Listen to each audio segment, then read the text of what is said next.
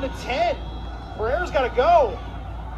Pereira gives it to Latham again. You got timeout. And you got to get the timeout in, obviously, to be able to kick the field goal, which they will with 3 seconds left. They came up short of the end zone, and you'll get a field goal attempt upcoming.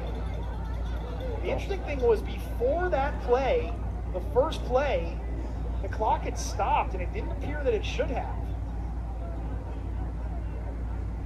Well, they gave the indication. You're talking about on Callahan's catch on the near sideline, right? I think they gave the indication that it was a first down and that it should have stopped until they reset the ball. But then once they set the ball, it should have begun. I don't think it did either. They did wipe it. I don't think it did. Regardless, special teams have been the story tonight for both teams. And right now you've got a kicker that has had one miss that was dicey and his last one was blocked. That being said, aided Pereira in this offense to march down the field as they did to set up this potential game-winning kick. That is great resolve from this Merrimack group. And the biggest thing on that, no penalties along that whole drive. And that's been their biggest thing. When they're driving, they self-inflicting penalties. And hasn't been much of a story tonight, Isaiah. No. It will be a 19-yard field goal attempt for Carlton Thai to win this game for the Warriors. 3 seconds left. So there shouldn't be any time remaining when this kick is over and done with. And we have the final timeout called. We were talking about that game in 2019 a little while ago. Merrimack tied it late, and then ultimately CCSU had the game-winning field goal to win it 40-37. Well, Merrimack's got a chance for some payback here. Again, we're looking at the highlights from this game. This was the incredible comeback. There's the touchdown that made it 37-all, or rather, this is the touchdown that made it 37-all. Marquise Spence. But then this play set up an eventual game-winning field goal with just seconds remaining for the Blue Devils. 40-37, and now they've got a chance just over 6 years later for the Warriors to return the favor. Of course, they didn't play between that. Merrimack has won a couple times, but a huge kick coming for Carlton Thai.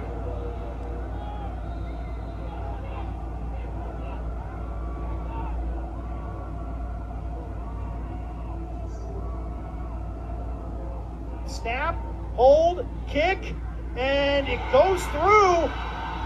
Flag. There's a flag. We got a flag, though. There was some movement before the play. I saw that leg twitch all the way up here, but it's okay. Flag on the field. And the Warrior sidelines will have to back up a bit here as they were getting ready to storm their kicker. But this is going to be if it's an offensive penalty, it's going to back them up 5 yards, obviously. It's defensive, it will be a minimal problem because the ball is currently on the 2. And home clock operator needs to bleed that second. That's there's a second on the clock. This game is not over. I'm not sure how. This game is not over. To start, but This game is not over. There's a second on the clock. There's a second on the game clock. Merrimack's got to get off the field. Carlton Thai has given the Warriors a 16-14 lead.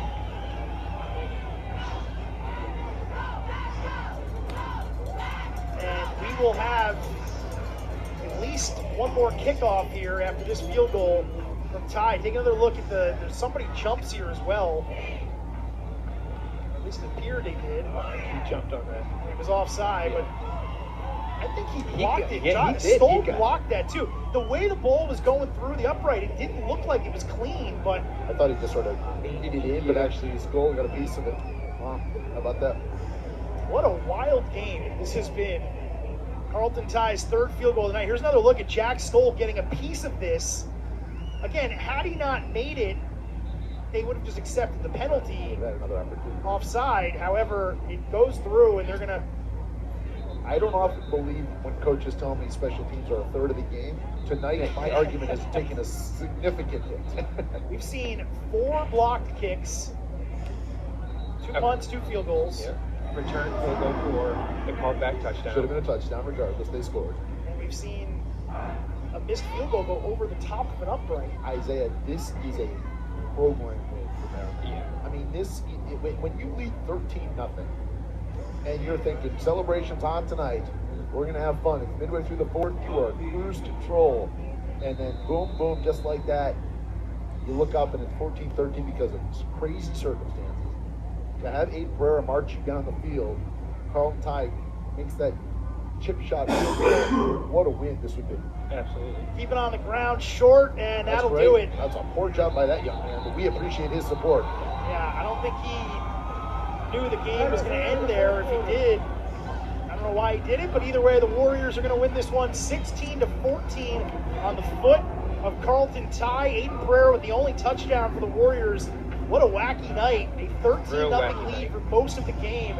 And then Central Connecticut State with 2 late touchdowns to take a very brief lead before the Warriors ultimately win this one and move to 2-2 on the season. They get great. Like you said earlier, it's a program win. It's a staple as how Merrimack wins. They play to the very end. They're gritty.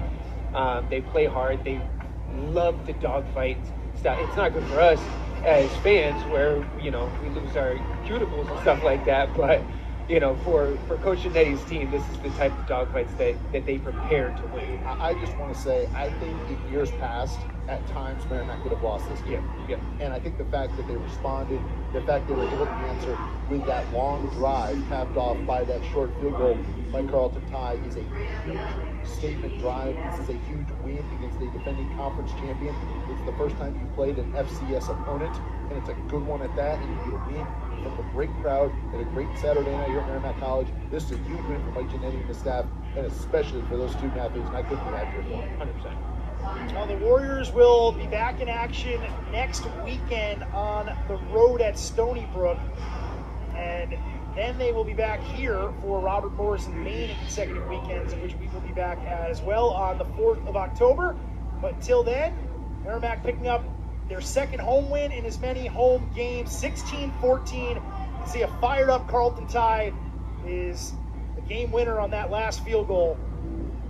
And that is how this one comes to a close. For our entire crew, including our producer, Jared Fieldsen, and my broadcast partners, Jacob Van Ryn and Isaiah Bagley, my name is John Avino, saying so long from North Andover. Once again, Merrimack defeating Central Connecticut State by a final score of 16-14. It's been a presentation of Merrimack College and ESPN. We'll see you next time, everybody.